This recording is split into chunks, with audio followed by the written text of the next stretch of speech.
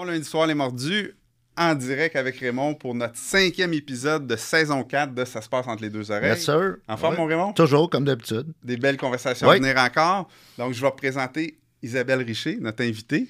Salut. Isabelle, peux-tu nous parler de toi un petit peu? Écoute, que dire, je suis une jeune femme de 57 ans. Toute rayonnante, avec un beau sourire. Je suis la maman d'un beau jeune homme de 22 ans et je suis comédienne à mes heures. Oh, bon. C'est parfait. Raymond, tu nous présentes ton invité? Ben, Linda, en fait, j'ai deux Linda dans ma vie. Oui. J'ai ma Linda à moi.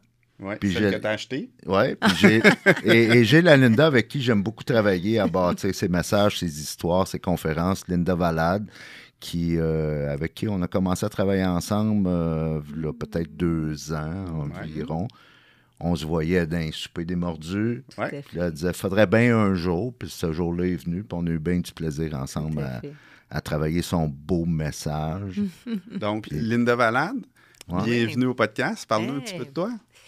Bien, moi, je suis enseignante en communication non verbale et cette année, je me suis donné une année entière pour écrire un livre parce que je n'étais pas auteure avant, donc c'est un gros boulot. J'ai écrit sur l'intimidation silencieuse. Wow! Oui. Et je suis contente de voir qu'on a la même âge, toutes les deux.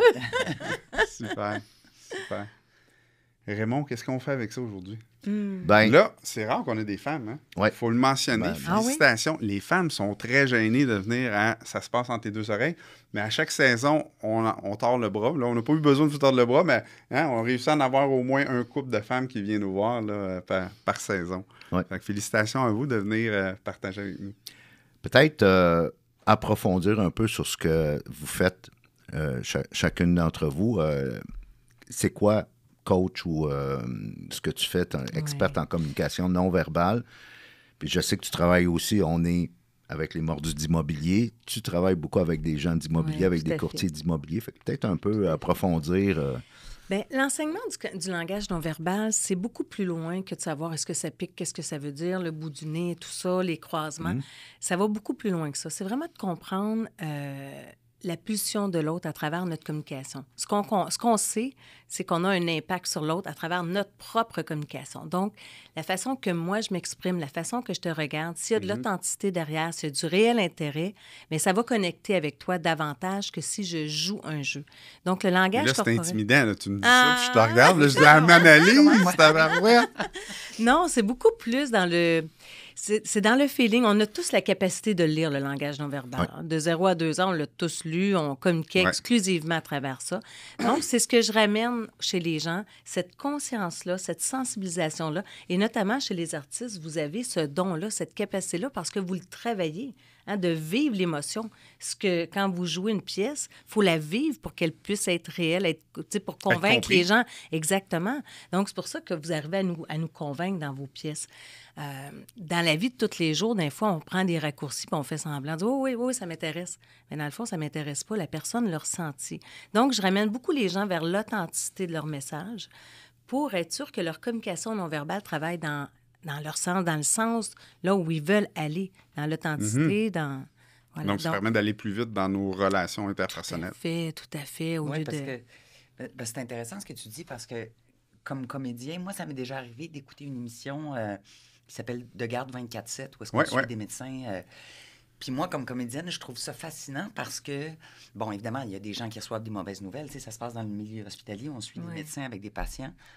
Puis, à un moment donné, je me suis rendu compte que sur l'équipe de médecins qu'on suivait, mettons qu'il y en avait 5-6, en dehors de ce qu'ils savent, les médecins, la première qualité, c'est l'empathie.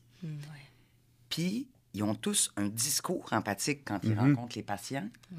Mais il y en avait un ou une, je ne veux pas la nommer, je me disais, cette personne-là n'est pas empathique. Exact. Et là, je passais mon temps à essayer de comprendre comment ça se fait que je ressens ça, alors qu'elle a le même discours, que les la même autres. façon de s'adresser aux patients, de questionner, de s'occuper, mais moi, je ne serais pas bien d'être soigné par cette personne-là. Exactement. Donc, dans une communication, il y a les mots et il y a l'intention. Ben oui. Tout à fait. C'est l'intention derrière qui va faire bouger toutes les micro-expressions du visage, qui va faire que hey, je le file ou je le file pas. ce que toi, tu ressentais, c'est que tu voyais pas de cohérence entre tous ces mouvements-là au niveau du visage, au niveau corporel, qui allaient avec ce que la personne disait. Ouais. Parce que ce qu'il faut savoir, c'est ce qu'on dit, là, ça vient du coco, ça vient d'ici. C'est choisi au millième de seconde près. Alors que ce qu'on bouge dans le corps, les micro-expressions, ça bouge par l'émotion. Mais Fait que si l'émotion n'est pas là... Il y a des gens qui c'est très, très, très pointu. Je pense à une amie là, que j'avais fait un coaching avec elle. Dès qu'on disait quelque chose qu'elle n'était pas d'accord, son visage nous disait, elle n'avait pas besoin de dire un mot. Il y avait comme un petit pincement dans son visage. Tu faisais comme, oh, elle me juge, là. Puis il y a d'autres gens, peu importe ce que tu vas dire, tu as l'impression qu'ils sont stoïques et sans émotion, sans opinion. Ce que tu dis, en fait, c'est qu'il y a des gens qui vont contrôler davantage que d'autres. Il y a des gens qui vont libérer leur langage non-verbal, qui vont laisser aller. Puis il y a d'autres personnes qui vont être plus en contrôle, plus en méfiance, en vigilance. D'où les joueurs de poker, genre.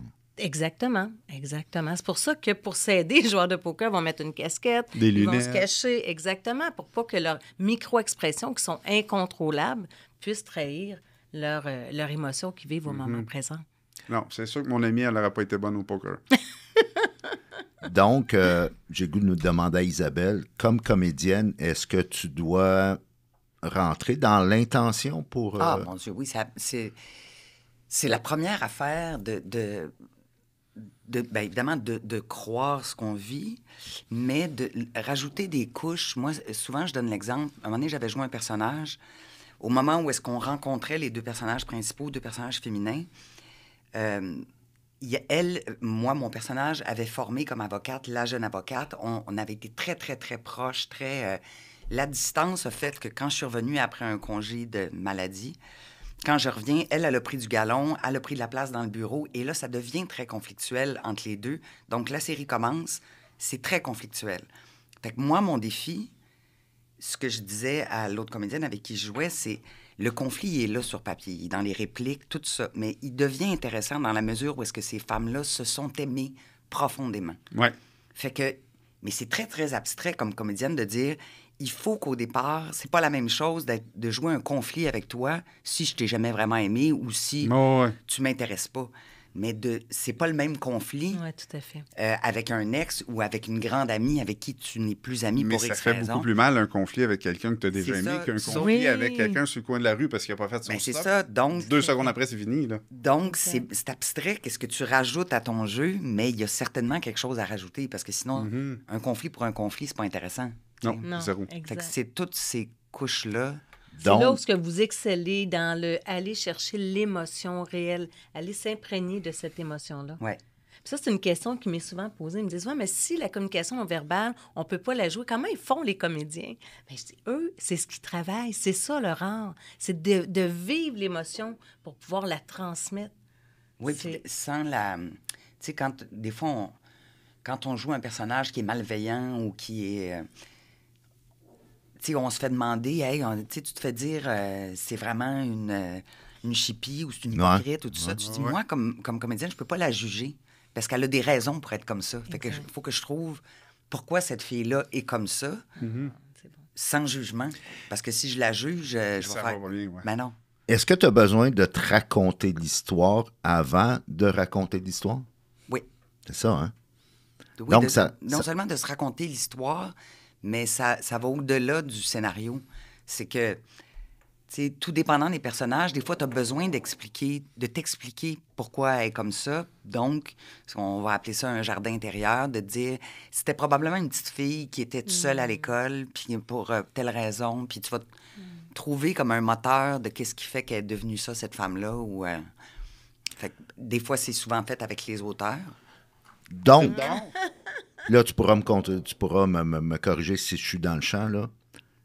Si tu as besoin de te raconter l'histoire pour pouvoir après ça la raconter, ça revient à ce qu'on dit dans notre livre, ça se passe entre les deux oreilles. Quand tu es dans la vie de tous les jours, là, pas dans le monde de la télé ou du cinéma, mais dans la vie de tous les jours, tu as besoin de prendre conscience de l'histoire que tu te racontes afin de raconter après ça la bonne histoire. Oui. Oui, c'est sûr. Puis ça se fait... Ça se fait beaucoup, évidemment, avec les auteurs, avec le réalisateur, puis avec les acteurs avec qui tu joues.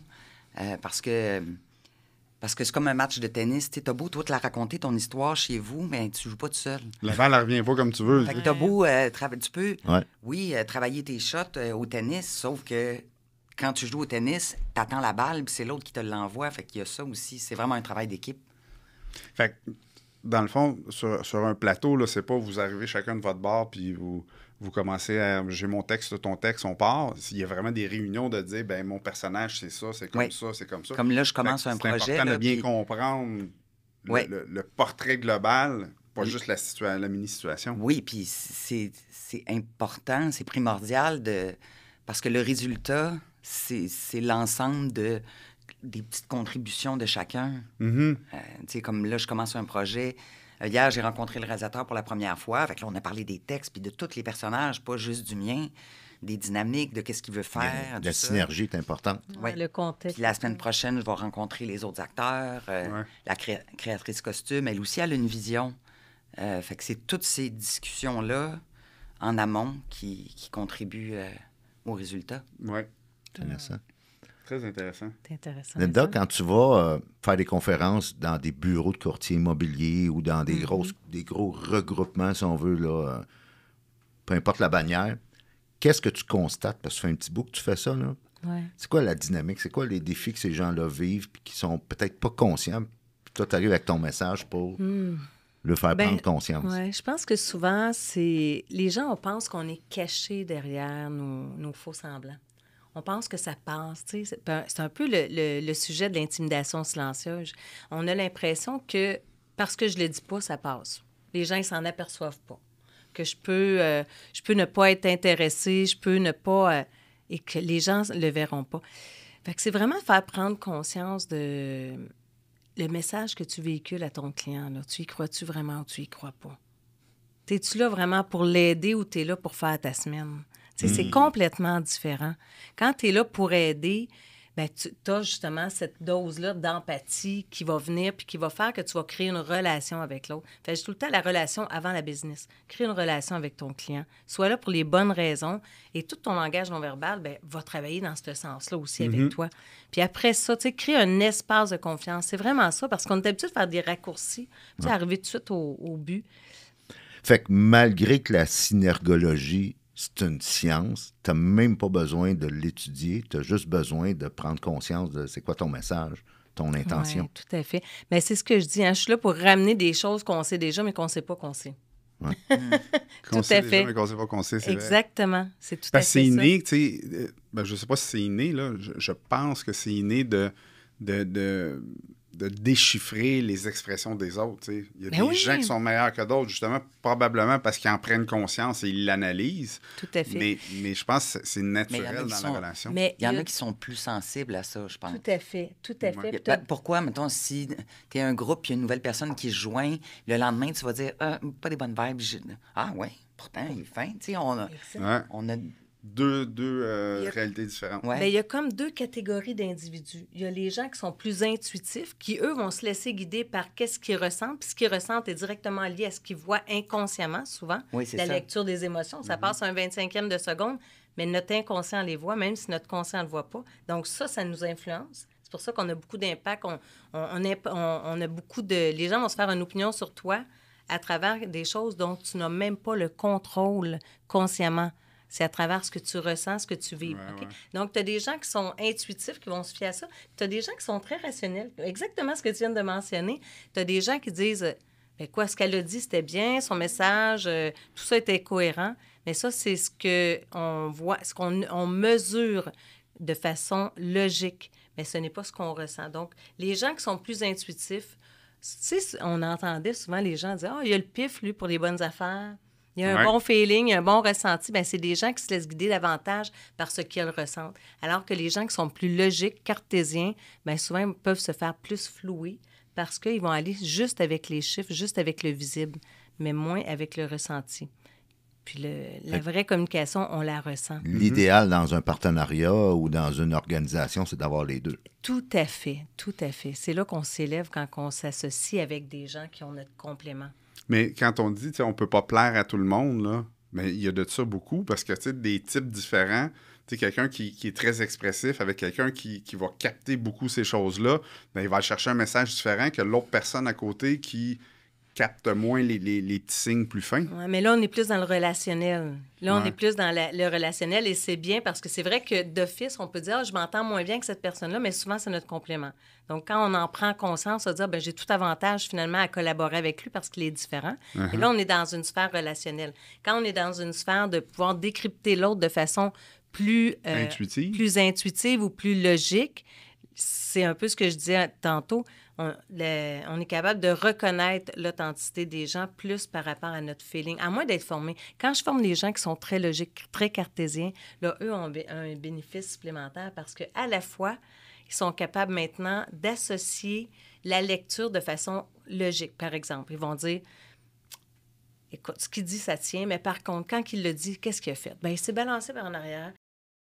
Vous rêvez d'agrandir votre parc immobilier, mais vous vous sentez submergé par la paperasse. Les tâches administratives vous volent un temps précieux? Nous vous recommandons Plexflow, le logiciel de gestion locative centralisé qui automatise vos tâches administratives et vous permet de rester concentré sur vos objectifs de croissance. Rendez-vous sur plexflow.ca pour un essai gratuit de 30 jours. Tout à coup, il s'est relevé la tête vers le haut. Il me regardait un peu plus avec l'œil droit et tout à coup, j'ai vu un petit peu de mépris, même s'il me disait oui. Ah oui, ça, c'est du mépris. Tu comprends? Oui, la lèvre de même. Je suis pas capable, moi. Tu sais, là, il est capable d'associer des lectures corporelles, exemple, un axe de tête supérieur, une main, exemple, une petite main détendue comme ça. Tout à coup, il dit non, ça va bien, la main se tend. Tu dis, ah, c'est bizarre. Ça se tend pas quand on va bien. Ça se détend. Tu comprends? Fait que les cartésiens, quand ils sont formés, deviennent hyper puissants au niveau de la lecture corporelle parce que à la fois, ils ont cette logique-là où ils sont capables de décoder et en même temps, bien, là, ils peuvent associer la lecture corporelle à leur logique. Tu comprends? Fait que ça, c'est super intéressant. Puis dans le milieu de la finance, justement, ce que j'ai remarqué depuis quand même, ça fait... j'ose plus dire combien d'années que je suis dans le milieu de la finance, là, dans les années 80, fin 80. Il y a beaucoup de cartésiens. Il y a beaucoup de gens qui sont cartésiens parce que c'est les chiffres. Fait que, je ne dis pas qu'il n'y a pas d'autres hémisphères, là, mais donc ces gens-là, quand ils sont formés, ont un grand avantage. Isabelle, dans le métier de comédienne, on présume qu'il doit y avoir des hauts et des bas.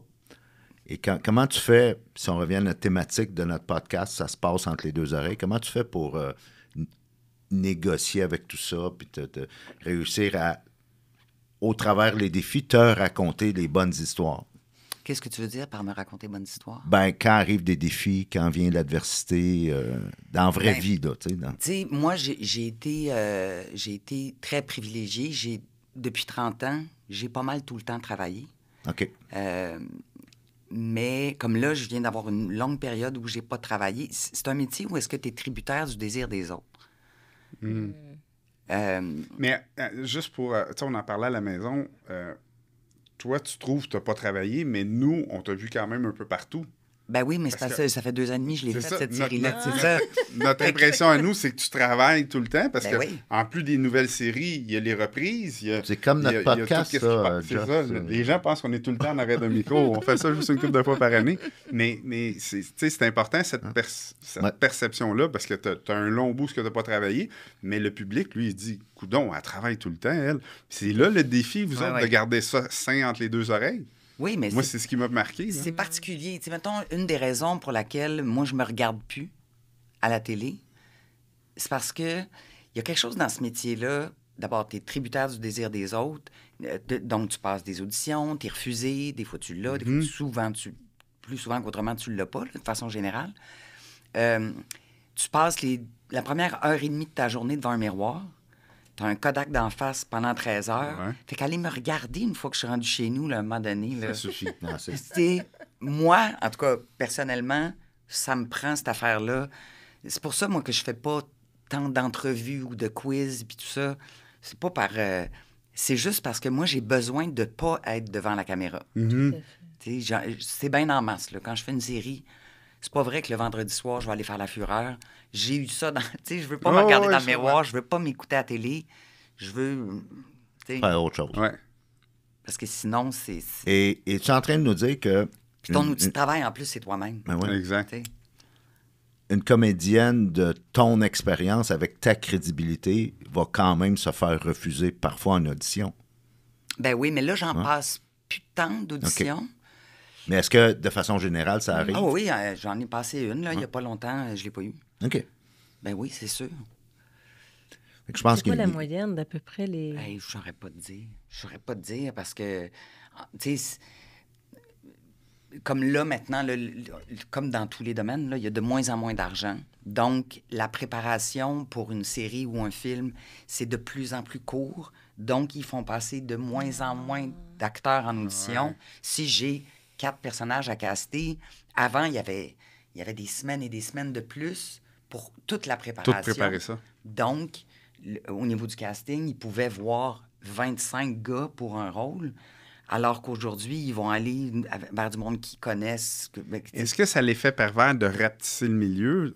Ouais, ce que je veux dire, c'est est-ce que souvent les mêmes vont être rappelés pour ces raisons-là? Certainement. Parce qu'ils sont habitués de travailler avec, puis ils disent on n'a pas le temps de faire d'audition. Hey, un tel, je le connais bien, on a travaillé avec la dernière fois, ça a bien été, on le prend tout de suite. Oui, ou ils veulent des gens qui sont plus connus, ou la machine roule tellement plus vite qu'il y a 30 ans qu'ils se disent, lui, je sais qu'il va être capable de tenir le rythme de tant de pages par jour ou tant de scènes par jour parce qu'il a l'expérience. Fait que c'est sûr que le bottin de l'Union des artistes, il y a peut-être 10% qui ne sont pas en dessous du seuil de la pauvreté.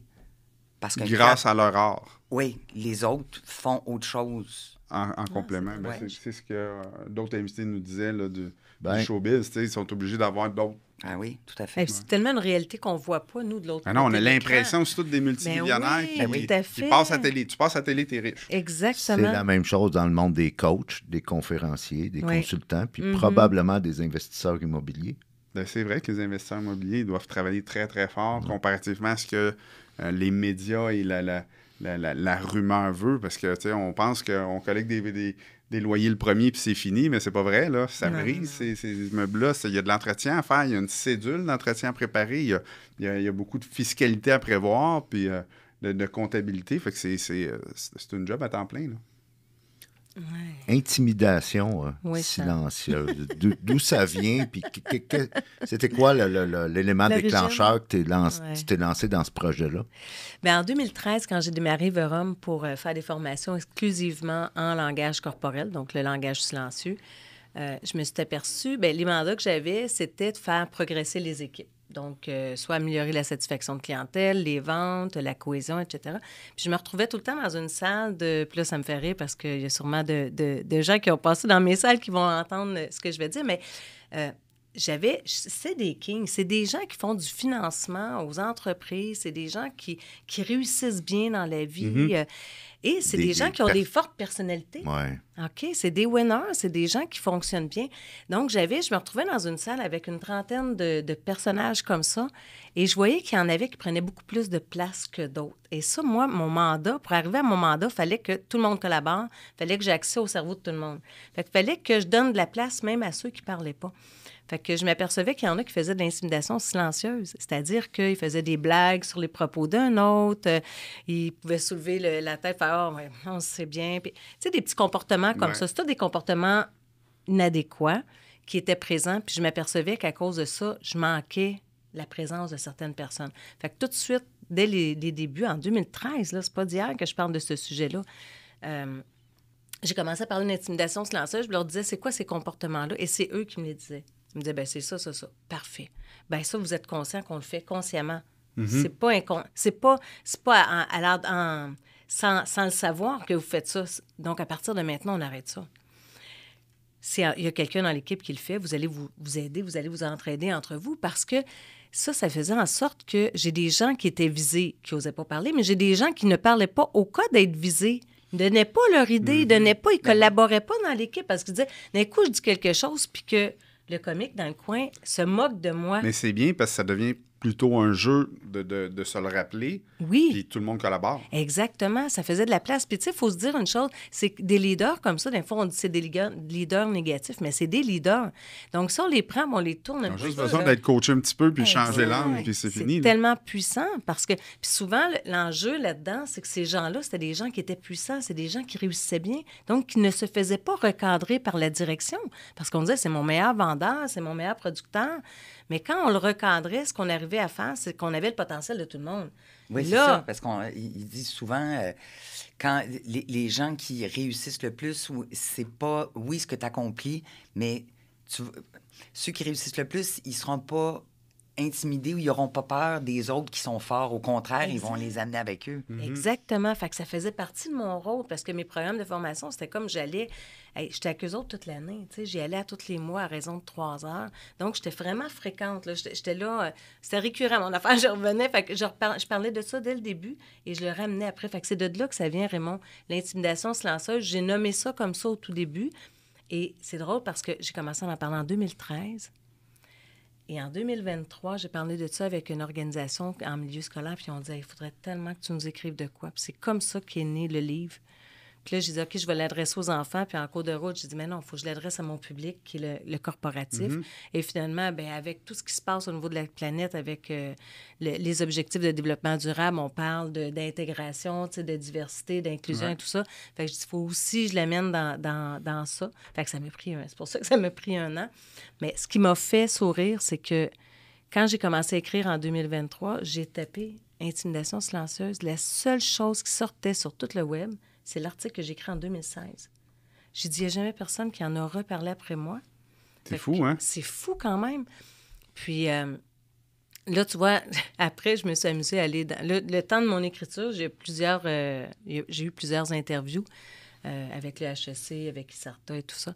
Puis là, je suis allée voir sur intelligence artificielle et quand on tape intimidation silencieuse, c'est tous mes articles qui sortent. Bon.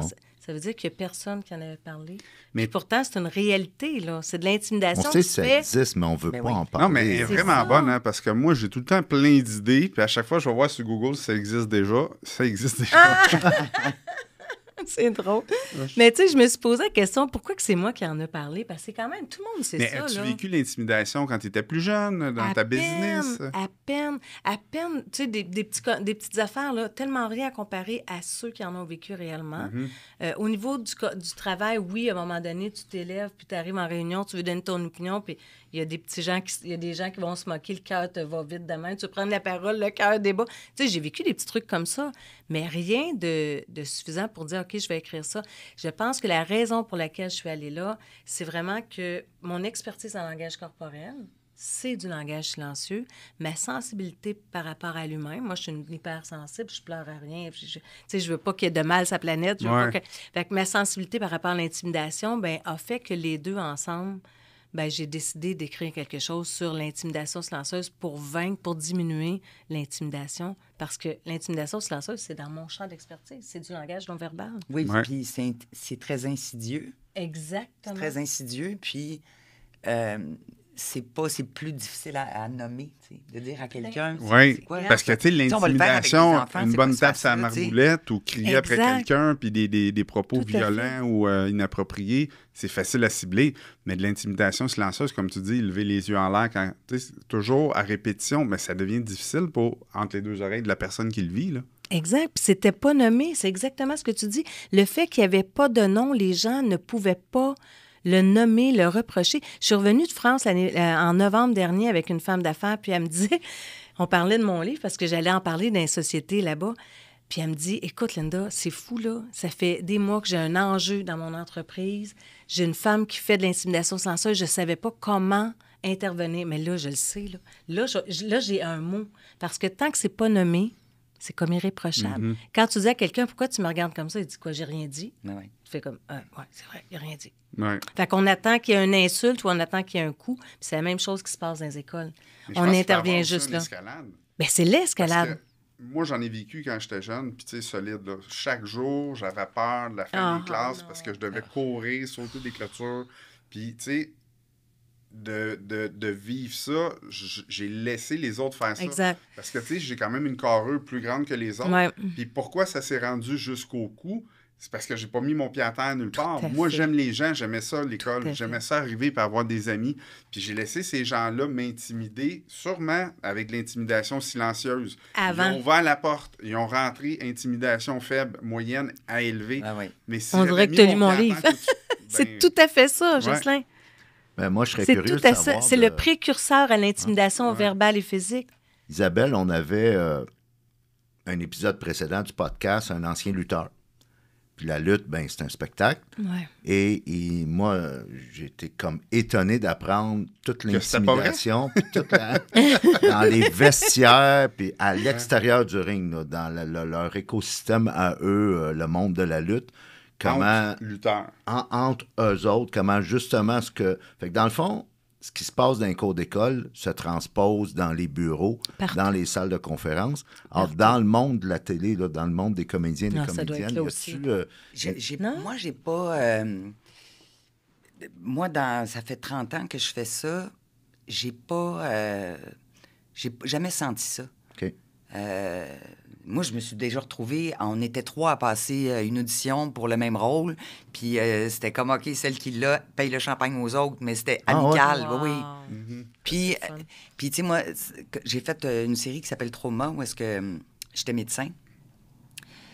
Puis le médecin qui nous a comme coachés, autant au niveau des textes qu'au niveau des manipulations, puis lui, ce qui l'a frappé, parce qu'il disait, dans mon métier, c'est pas comme ça, c'est l'entraide sur un plateau.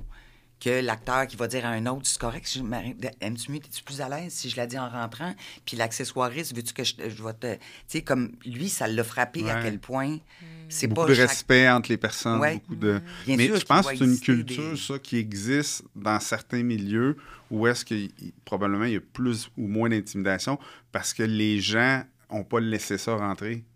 Peut-être. Probablement que quelqu'un qui est naïf, comédien ou peut-être tu as juste fixé tes limites aussi tout de suite au début et les gens font comme avec elle, ça ne marchera pas. Tout à fait. Oui, il y a ça. Ça se passe tout en Mais ça parle de l'environnement aussi qui est quand même semblable, mais ce que tu dis, c'est un bon point. Parce qu'il y a des gens qui sont plus ciblés que d'autres par leur posture à eux intérieure. Je ne dis pas que c'est de leur faute parce qu'en tant que jeune homme de, je pense, de 7 à 10, 11 ans, là, la période primaire, je ne l'ai pas attiré à moi, mais je vivais des choses qui faisaient que j'avais pas une super confiance en moi. Et je ne voulais pas perdre des amis. Fait que pour ne pas perdre, mais on a peur de perdre. Pour ne pas perdre, j'ai toléré des choses. Puis là, j'ai toléré plus. Puis là, à un moment donné, j'étais pris dans une genre de vis sans fin. Là. Où est-ce qu'il y a le lien encore avec le langage non-verbal? C'est la posture. Quand tu me dis que tu n'as pas confiance en toi, quand tu n'as pas confiance en toi, comment tu marches? Les épaules plus par en dedans. Tu regardes moins vers les autres. Tu sais, tu as une démarche plus... C'est pour ça qu'on est plus intimidé. Un enfant qui marche plus comme ça va être plus intimidé que la personne qui a une assurance puis qui marche comme ça. Donc, la cible a aussi un impact. Tu sais, la personne qui est intimidée a un travail aussi à faire, malheureusement. Oui. Et c'est nous, en tant que parents, en tant qu'accompagnants, en tant qu'enseignants, d'aider cet enfant-là à dire il faut prendre un peu plus confiance. Donc, lui donner des outils. Puis dans mon guide, je parle des outils qu'on peut offrir aux enfants pour gagner en confiance. Mais j'avais lu quelque part, justement, parce que ça me touchait beaucoup. Quand j'ai la chance, je m'instruis là-dessus. Puis pour pas que ça se produise avec mes enfants aussi, parce que moi, c'était ma plus grosse peur. Puis tu sais, ça s'est pas produit. Pourquoi? Parce que j'avais lu à quelque part qu'à un très jeune âge, tes enfants, il faut que tu les laisses gagner. Fait que, tu sais, se chamoyer avec son fils, puis faire la lutte, là, puis qu'il gagne sur toi, mais c'est impossible qu'il gagne. Il est haut comme 3 pommes, puis je paye 150 livres de plus que lui. Fait que le laisser gagner comme ça donne une confiance en lui, où est-ce que dans ses interactions avec les autres, ça va vraiment minimiser beaucoup l'intimidation possible. Mais moi, quand mon fils était petit, je me souviens que j'étais aussi à l'affût, évidemment, tu veux pas que ton fils soit intimidé, mais qu'il soit intimidateur aussi. Oui. J'ai beaucoup parlé de ça avec lui. Ouais. Tu sais, je me souviens, il y avait un petit gars, un moment donné, qui était rentré à son école, puis j'avais dit, lui, là, moi, je le sais, je le vois, là, il était nouveau à l'école, il a tout pour se faire intimider. Puis là, non, mais on peut en parler, toi, puis moi, juste ensemble, là, physiquement, il est différent, il a une coupe de cheveux qui n'a pas d'allure, dès qu'il est contrarié, il pleure pour s'écraser à terre. Tout ça, là, vous pouvez faire des kilométrages là-dessus avec tes amis, mais que je te vois. Genre, va aller l'aider, puis tu feras des blagues à la maison. Ouais. Ça veut pas dire qu'on peut pas faire des blagues sur la différence, mais je disais, s'il y en a qui ont des fondations puis qui ont 50 ans parce qu'ils ont été intimidés, c'est parce que c'était assez important dans leur vie, puis ça a tellement fait de ravages qu'à 50 ans, ils travaillent là-dessus. C'est vrai, puis ça fait tellement des ravages. Moi, il y a un des moments où est-ce que je suis le plus fier de mon fils, puis j'en ai jamais parlé avec lui, j'ai ce retour de mémoire-là en ce moment. C'est comme tu as dit, on a peur aussi. En tout cas, moi, en tant que victime d'intimidation, j'ai peur que mon fils aille faire la même chose que moi j'ai vécu, parce que je sais c'est quoi ça fait. Ça fait mal. Et quand il était plus jeune, je me souviens dans une chambre de hockey où est-ce que j'étais quand même assez impliqué au hockey mineur, je l'ai vu aller défendre un jeune qui n'était pas vraiment intimidé tant que ça. Il était juste la risée, puis ce jeune-là ne mettait pas ses limites. C'était très clair dans la chambre de hockey. Puis mon c'est de fils l'intimidation, s'est levé. là, Justin, par contre. Oui. Oui. Mais tu sais, c'était rien de grave. Là. C'était juste, les jeunes ne faisaient pas ça méchamment. Il n'y avait pas de coup violent ou quoi que ce soit. Mon fils s'est levé, OK, vous allez avoir affaire à moi si vous ne lâchez pas. Puis moi, tu sais, dans la porte, puis là, je le dis, j'ai les frissons, puis j'ai les yeux pleins d'eau, mais tu sais, ça a vraiment été fort comme moment. Tout à fait, tout à fait. Ouais. Mesdames, est-ce que c'est ça que... Excuse, vas-y. J'allais dire que ça passe tout le temps trop vite, nos émissions. Ah, déjà? Ben oui, puis l'entrevue tire déjà à sa fin. Si à chacune, on vous laissait le mot de la fin, on s'adresse beaucoup, nous, notre communauté, c'est des investisseurs immobiliers, des entrepreneurs. De plus en plus, notre podcast commence à avoir une plus grande portée de plus en plus. Quel message comme mot de la fin que vous auriez à donner, là, basé sur votre histoire, votre expérience que vous avez vécue dans les 10, 15, 20 dernières années, qui pourrait inspirer là, nos gens, notre gang? Je vais te laisser aller, Isabelle. Moi, je dirais peut-être que de s'approprier sa propre version de qu'est-ce que c'est la réussite. Toi, qu'est-ce que tu as envie dans ta vie? Dans mon cas, c'est pas de faire le tour du monde puis de... Ça en est une, effectivement. Puis de faire des millions, mais c'est de faire un projet à la fois puis d'avoir... de prendre le temps, mettons, que mon fils grandisse, mettons. Peu importe c'est quoi l'objectif, mais que ça, c'est ma réussite, puis de pas se fier à ce que... Et se comparer et dire... Ouais, c'est ça. Moi, j'ai pas ça, parce que souvent, c'est vrai, le gazon est plus vert chez le voisin, puis quand on traverse la rue, finalement, pas si beau que ça. C'est ça. Oui, parce que, tu sais, c'est comme dans votre milieu, c'est pas parce que tu as 75 blocs que... Moi, je me suis toujours dit, je veux pas mourir avec un CV épais de même. Je veux avoir tripé sur le petit CV tout le long. Ouais. Fait que... Ah, c'est bon. Ah, c'est bon. C'est le fun que tu dises le nombre de portes, parce que, tu sais, c'est un milieu où est-ce que les gens... T'sais, ils se rencontrent la première fois dans un 5 à 7, puis c'est la première question. Et là, je vais passer du temps avec toi si tu as beaucoup de portes, mais si tu n'as pas de portes, je vais avoir... c'est ça. Pour de vrai, c'est limite hautain un petit peu comme ça. C'est un côté un petit peu plus plate de notre milieu. Mais c'est vrai que s'ils se concentraient à dire, ben c'est pas le nombre de portes, c'est la personne qui est important, c'est ce qu'elle fait avec ses portes, c'est qui elle aide avec ses portes, c'est comment elle traite ses gens, ben on serait peut-être dans un monde meilleur un petit peu. C'est bon. Linda? Ben, écoute, j'aurais envie de dire que par rapport à la communication non-verbale, c'est sûr que des fois, on se dit « Oh, j'ai peur que ça me trahisse ». Dites-vous une chose, votre langage non-verbal ne vous trahit jamais, il vous traduit. Alors, simplement pensez au message que vous passez. Est-ce que c'est réellement ce que vous ressentez? Donc, votre langage non-verbal, lui, va toujours aller dans ce sens-là. Ben, merci pour le beau message. Hey, Raymond, tu trouves pas c'est doux avec des filles? Oui, hein? Ça en prend plus. Ça en prend plus. Non, mais les gars, on a des discussions qui sont tout aussi le fun, différentes, mais j'ai trouvé que c'était un message très doux qu'on a lancé aux auditeurs. Je vous en remercie. Ouais, ben, merci pour l'invitation. Les Mordus, encore un bel épisode, contenu chargé. On se revoit le lundi prochain, même pas.